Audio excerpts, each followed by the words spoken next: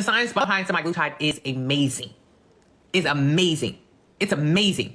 It stops you from eating.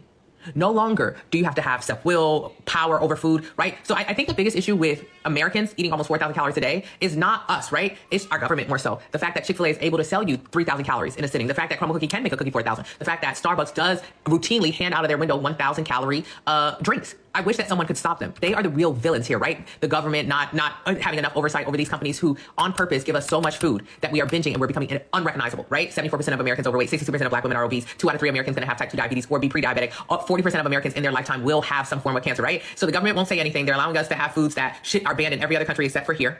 Oh, you said, oh, you don't care, right? So it's a business in America. You're correct. So that's the real villain. Not me telling you to slow down on it. The real villain is them government. Not telling Chick-fil-A to please don't sell that. Don't sell people so much. It's just like when you go to the bar. If you go to the bar, you turn it up. At some point, they got to shut you down. They got to shut you down at that bar. Oh my goodness.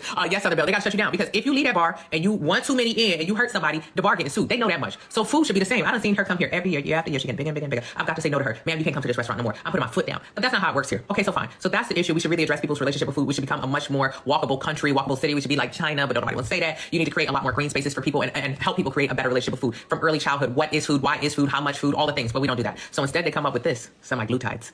Oh my God, the magic pill, right? The magic shot. Thank you, Nicole. All you got to do is stab yourself just like a diabetic and you won't want to eat anymore.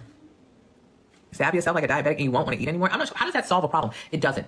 30 to 40% of the weight loss you receive from those shots are muscle loss. You end up busted, deflated like a balloon that's been popped with flabby, saggy excess skin. Your hair falls out. Some of the major side effects are stomach paralysis, pancreatitis, loss of gallbladder, thyroid cancer, and death. When you get off of the shot, you end up gaining every single pound back, if not double. While the science behind semaglutide is amazing, it makes you not want to eat.